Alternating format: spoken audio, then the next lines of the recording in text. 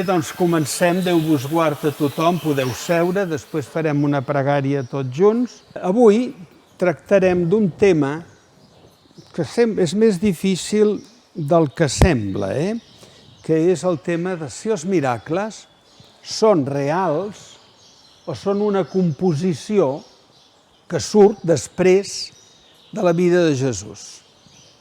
Primer de tot, hem de dir que recordeu que els evangelis apareixen el primer de l'any 60 al 65 i que no ens arriben mai els evangelis enquadernats, tots de cop, formant 4 evangelis. No apareix això. Què és el que apareix? Si aquests apareixen en el 60-65, primer van haver-hi els apòstols i els evangelistes, que van conèixer personalment Jesús i el sentien. I aleshores ells van tenir els seus deixebles. Els seus deixebles els enviaven, els apòstols els enviaven a predicar. Sabem que existia això. Sabem, per exemple, que Sant Pau va enviar a Timoteu, a Titus, els van enviar a diverses parts del món, del món conegut d'aleshores.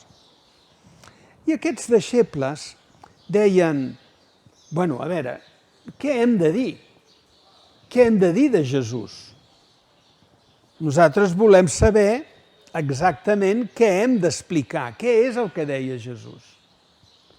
I aleshores van aparèixer com un quadernets, dic d'una manera exagerada, com uns quadernets on s'apuntaven les paraules de Jesús. No eren els evangelis, eren uns quadernets que circulaven pels predicadors que anaven a diversos indrets a parlar de Jesús. Els donaven aquest quadernet amb paraules de les que deia Jesús. Després, aquesta predicació de Jesús, dels deixebles dels apòstols, va tenir tant d'èxit que els que escoltaven els predicadors deien: home, volem saber més coses de Jesús.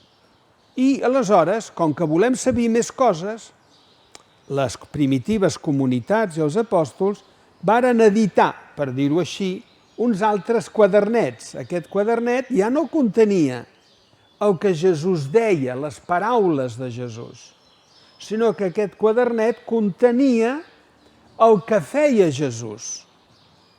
Per tant, abans que existissin els evangelis, ja circulaven uns quadernets, per dir-ho així, amb paraules i fets de Jesús. Dues coses distintes. La primera, de seguida va suscitar interès, tenim més ganes de saber més coses. I venien, la segona tirada de quadernets, per dir-ho així, que eren les actes, els fets, el que feia Jesús. Evidentment, quan es tracta d'escriure aquests quadernets explicant els fets de Jesús, el que ell feia, què és el que es va escriure en aquests quadernets del que feia Jesús? Doncs allò que atreia més a la gent. Què és el que atreia? Quina era la fama de Jesús, encara que no ho sapiguessin tot d'ell?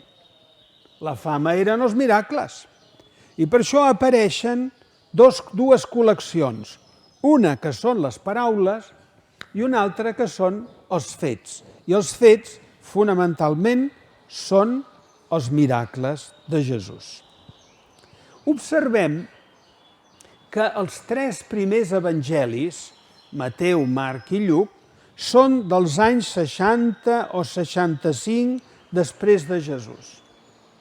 Però és que abans que apareguessin els evangelis que nosaltres coneixem, els que fem servir, hi havia els quadernets de les paraules i els quadernets dels fets. Aquests quadernets d'una i d'una altra espècie es van unir i va aparèixer un quadernet font que ja fusionava les paraules i els fets. Després d'aquest quadernet font, es van inspirar els evangelistes que nosaltres coneixem per escriure els evangelis de Mateu, Marc i Lluc. Si són escrits dels 60 i dels 65, vol dir que abans dels evangelis que coneixem ja hi havia un quadern font. I abans del quadern font hi havien altres quadernets que eren les paraules i que eren els fets, amb la qual cosa ens estem acostant molt a la vora del temps de la mort de Jesús. Vol dir que les coses que diuen els evangelis, que ara coneixem nosaltres, són coses que tocaven molt a la vora del temps de Jesús. 60, l'any 60. Abans ja trobem el quadern font. Abans hi ha els quadernets dels fets i els quadernets de les paraules. A quina època ens n'anem de Jesús? Molt probablement a la vora de la seva passió, mort i resurrecció. Ja corria tot això. I per què faig aquesta importància? Perquè quan diuen volem saber més coses de Jesús, els apòstols diuen si voleu saber algunes coses de Jesús, aquí teniu els seus miracles. I a més, perquè si aquestes fonts que tenim abans dels evangelis són a tocar tant de la vida de Jesús, vol dir que encara vivia gent que havia conegut Jesús. I si aquests evangelis, Mateu, Marc i Lluc, o bé el quadern font, diguessin miracles que eren falsos, la gent que va conèixer Jesús i va viure aquell temps diria això que estan escrivint i dient vostès és una mentida, perquè nosaltres no ho hem sentit parlar. Imaginem-nos, Jesús va a Caná de Galilea, ha de ser un poblet de mala mort. En allà a Caná de Galilea què passa? Hi ha les noces de Caná, es produeix un miracle. Quin miracle? Es canvia l'aigua en vi. Quan apareix l'Evangeli de Sant Joan, en aquest cas, o poso aquest evangeli, podien existir gent de Caná de Galilea que diuen, aquests diuen que s'ha produït un miracle. I nosaltres podríem dir, els de Caná de Galilea, doncs no s'ha produït res perquè nosaltres hi érem i ho hauríem vist. I no obstant, ningú va dir res, vol dir que ho havien vist que s'havia produït. Per tant, és molt important saber, repeteixo, que existia un bloc de paraules, uns quaderns de paraules, uns quaderns de fets, que eren els miracles, i que són molt a tocar el temps de Jesús. Per tant, podien viure moltes persones que havien conegut Jesús i dirien això que esteu escrivint o això que esteu parlant sobre les paraules o els fets de Jesús és mentida, perquè això no va passar. M'he explicat el que vull dir? Això és molt important, perquè si no nosaltres sempre estem pensant que, perquè també hi ha algun corrent que diu que això dels miracles són coses que s'afegeixen després. Ara anem a veure pròpiament els miracles. Quants miracles hi ha en l'Evangeli? Algú sabria dir? Que explicats, Va fer això, va fer allò... Ho expliquin. Quants? 39. 39. I després hi ha 18 miracles més que no s'explica exactament la narració, però es diu que Jesús ho va fer. Per tant, si sumem 39 i 18, ens donen que els evangelis contenen l'existència de 57 miracles. Però compte, perquè després diu que Jesús anava per Galilea, curava tothom i trobaven a tothom que tenia malalties i tothom que tenia mals, els curava miraculosament. Això vol dir que a aquesta suma de 57 li hem d'afegir molts altres curacions i molts altres fets miraculosos que no van quedar ni registrats, perquè n'hi havia molts més. També això és una data molt important, saber que van haver-hi tants. Quina conclusió històrica podem arribar? Doncs que no podem eliminar de la vida de Jesús els miracles. A la nostra mentalitat moderna potser ens agradaria dir, això m'ho invento, Però la nostra mentalitat seria, bueno, els miracles de Jesús estan molt bé, són coses que s'expliquen, historietes, per explicar alguna cosa de Jesús. Ens agradaria a nosaltres, perquè és més fàcil explicar-ho d'aquesta manera que no pas haver de recórrer a fets extraordinaris. Però és que no ho podem fer d'una altra manera, perquè realment amb tants actes, signes miraculosos de Jesús, no es poden eliminar de la vida de Jesús aquesta gran quantitat de miracles. Per tant, aquests miracles apareixen com fets històrics de la vida de Jesús. I els evangelis s'entretenen molt de dir això va passar a Genesaret, això va passar a Nazaret, això va passar a la vora d'aquell llac, això va passar a Canà, això va passar a les coves de no sé què. S'insisteix per donar al miracle una categoria de situar-la històricament en el temps. Per tant, d'aquests miracles van haver-hi testimonis oculars.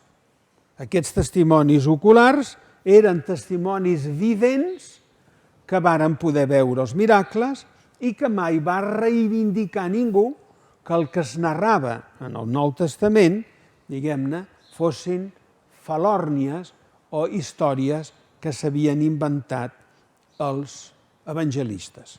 Per tant, què hem de concloure d'això? Hem de concloure, després ho desenvoluparem més, hem de concloure la veracitat històrica de Jesús. Repeteixo, què ens agradaria més a nosaltres? Home, ens agradaria dir, bueno, Jesús feia un miracle que volia dir una cosa, però en realitat allò no va passar, sinó que és una manera de dir. Doncs això no ho podem afirmar, perquè seria negar l'Evangeli. I perquè hi ha una altra categoria que se'n diu teològica. És a dir, és possible o no que el transcendent irrompi en la vida immanent, en la vida humana? Ho creus o no ho creus? Perquè si no creus que el transcendent, que és Déu, pot actuar en la realitat present, no pot haver-hi fe.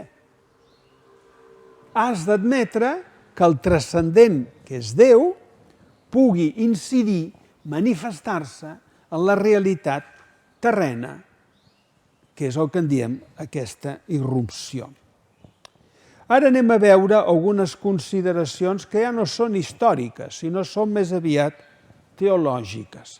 Hem d'admetre que els miracles són autèntics, després podrem matisar-ho, però hem d'admetre que els miracles són històrics, que són veritat, perquè Jesús fa miracles no per alterar les lleis de la naturalesa, siguin físiques, siguin psíquiques o siguin còsmiques. Còsmiques seria el miracle de fer parar una tempesta enmig del mar. Psíquic, doncs treure algú que està endimoniat. O físic, guarir un cec, o un mut, o un coix. Vol dir que Jesús va fer aquest tipus de miracle de diverses categories i ell els fa no perquè vulgui desafiar la naturalesa psíquica, etc., sinó perquè Jesús fa servir els miracles perquè creguin en ell.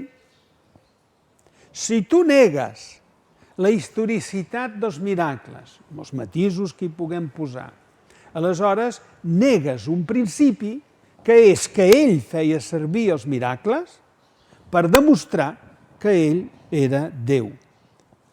Per això, en l'Evangeli de Sant Joan, quan debaten contra Jesús, ell diu, si no creieu en mi, creieu almenys en els meus miracles.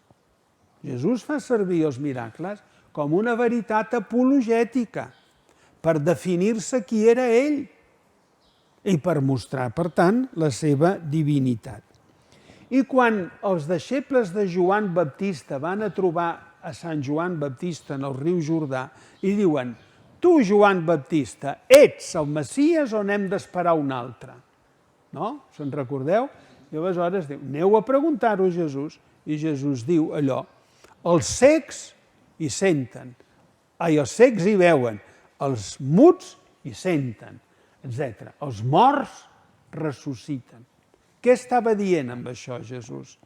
Jo intervinc en la natura per mostrar que això no es pot fer al marge de Déu, perquè és Déu mateix que ho fa, i sóc jo, que sóc Déu, que puc alterar allò mateix que està constituït. Els apòstols confirmen les pretensions de Jesús, és a dir, els apòstols que van estar en contacte amb Jesús confirmen que Jesús feia miracles. Ell diu que molts varen veure, referint-se a això, que molts varen veure els miracles i cregueren en ell.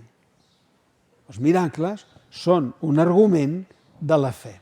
I fins i tot, hem dit Jesús, hem dit els apòstols, hem dit que hi ha molta gent que van creure perquè van veure miracles, i després, fins i tot, els enemics de Jesús admetien que Jesús feia miracles, perquè quan ja l'estan jutjant, abans de portar-lo a la mort, els sacerdots l'acusen que Jesús fa miracles, diu, aquest fa miracles i pertorba el poble, però fa miracles no pel poder de Déu, sinó pel poder de Beelzebul, que és el príncep del mal. Però bo i així reconeixen que Jesús fa realment miracles. A nosaltres ens sembla que tenim demostrat històricament i teològicament la veritat dels miracles. Ara, també és veritat que hi ha teòlegs que no reconeixen els miracles de Jesús. Són teòlegs o són escripturístics, que diuen que neguen el caràcter estrictament extraordinari de faltar, d'anar saltant les lleis de la naturalesa, i en canvi els miracles de Jesús són una acció psicològica. És a dir, que el miracle continua sent un miracle, però és una manera de dir, és una manera que afecta a qui el rep el miracle. Psicològicament, el qui rep el miracle creu que Jesús actua, però no vol dir que realment s'hagués produït. Aquesta actitud d'algun teòleg, sobretot de l'escola que se'n diu liberal alemanya, aquesta protestant, aquesta actitud des del punt de vista històric i des del punt de vista teològic no es pot admetre que els miracles només siguin un aspecte psicològic i no pas que també actuïn superant les lleis de la naturalesa per aquell argument que he dit, que superant-les demostra també la seva divinitat de Jesús. D'altra banda, és impensable que els miracles que ocupen un lloc tan extens en l'Evangeli, us invito que quan arribeu a casa obriu els Evangelis i us n'adonareu que hi ha narracions dels miracles, pàgina sí, pàgina no, els miracles estan per tot arreu. És impossible, si els miracles ocupen un lloc tan extens en els Evangelis, que puguem buidar l'Evangeli d'un contingut que és essencial de l'Evangeli, perquè aleshores agafaríem els Evangelis agafant el que ens interessa, però no el que li interessa explicitar a Jesús. La nostra mentalitat costa d'entendre que Déu pugui actuar directament sobre el món, sobre les coses. Costa, però en el que estic dient és que precisament els miracles, si els traguéssim de l'Evangeli, estaríem traguent una gran part del que entenem com a revelació, perquè ocupen un lloc extraordinari a dintre de la mateixa paraula de Déu. L'Evangeli no s'entendria si traguéssim, perquè ara ens dediquéssim a censurar, per dir-ho així, tots els miracles, els traiem perquè ens fan nosa i fem un evangeli sense especificar els miracles. Potser ens agradaria, però no s'entendria, perquè la presència dels miracles té a veure amb la mateixa revelació de Déu. És veritat que de vegades una conclusió més és dir que l'Evangeli, lluny d'inventar els miracles, el que fa és conservar el record dels miracles que s'havien produït. Seria impossible que en tan poc temps, a l'hora de compondre l'Evangeli de Mateu, Marc i Lluc, i la font de la qual s'inspiren Mateu, Marc i Lluc, és aquell quadern font que havia unit les paraules i els fets de Jesús, és impossible que a l'hora de construir aquella font Q, que serà la font on aniran a veure els altres evangelis, aquella font s'inventés aquests 45 miracles. Seria impossible fer 45 narracions seguides i afirmar que hi havia molts més miracles dels que es contenen en aquest llibre. No sé si m'explico amb això. Seria materialment impossible. D'altra banda, també és veritat que a Jesús el que li interessa, com he repetit tantes vegades, no és que a Jesús li interessi que fa una alteració de la naturalesa. Jesús pot fer una alteració de la naturalesa per mostrar la benvolença divina d'una persona que pateix, com un miracle que es produeix a Lourdes, per dir una cosa. Jesús, sobretot, el que pretén és mostrar la seva divinitat. Però també és veritat que hi ha miracles que poden ser entesos des d'un punt de vista d'enfermetats psicològiques.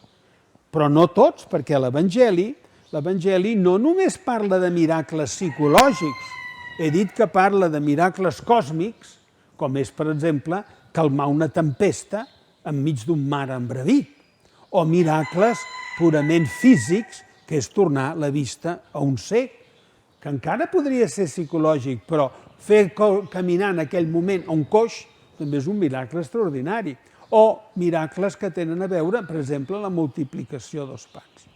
És veritat que hi ha altres miracles, com és alliberar un endimoniat, com és la tornar a un salut o un que no està bé del cap, que Jesús digui, no m'interessa tant remarcar la dimensió extraordinària, sinó la dimensió psicològica. Però no es pot dir i reduir tots els evangelis a pures intervencions psicològiques. És a dir, que una persona es posa bé perquè interiorment s'ho creu i es posa bé psicològicament perquè hi ha altres miracles que no tenen res a veure amb la mateixa psicologia. Per tant, no es pot dir amb puritat teològica i històrica que la comunitat primitiva, a l'hora d'escriure Mateu, Marc i Lluc, que depenen d'aquella font que he dit anterior, comencessin a afegir miracles, perquè els evangelis i l'Església no inventen els miracles, sinó que els recullen i els transmeten. I de vegades, en el món contemporani, el miracle pot ser difícil d'entendre perquè no s'admet la irrupció de Déu en la realitat terrestre, però precisament l'escàndol de la fe és mostrar que efectivament Déu pot intervenir perquè és Jesús, perquè és Déu, en la realitat terrestre. En aquest sentit, sí que hem d'afirmar que no s'hi val dir que tots els miracles són interpolacions que es varen posar posteriorment a aquella font primitiva que hem dit al quadern font i que després allà s'interpreten, s'hi afegeixen paraules i miracles, perquè les paraules de Jesús sabem quines eren i no es poden falsejar perquè en tots els conjunts dels evangelis surten les paraules de Jesús i surten també els seus miracles. En definitiva, els miracles, amb totes les consideracions que es puguin fer, s'ha de tenir clar que no se'ls pot negar històricament, se'ls pot interpretar, això sí, no es poden negar històricament, i d'altra banda, els miracles són una prova de fe, una prova per augmentar i per concebre la fe en el creient i en el no creient. I d'altra banda, el que demostra el miracle és que Déu, és possible que Déu no estigui només en el transcendent, en els núvols, sinó que Déu intervingui en la vida humana i en la història humana d'una manera extraordinària. I aquesta manera extraordinària d'actuar és el miracle. I em penso que amb això ja està tot dit el que podíem explicar dels miracles. Moltes gràcies per la vostra atenció. Ja està. Ara farem una mica de pausa. Allà us serviran alguna cosa per menjar i alguna cosa per beure, un cafè o un te. Després farem la segona part amb el senyor Carreras, que ens parlarà del tema per què casar-se. No es diu per què casar-se per l'església, es comença abans, per què casar-se. Per això, dintre de poc, fem una mica de pausa.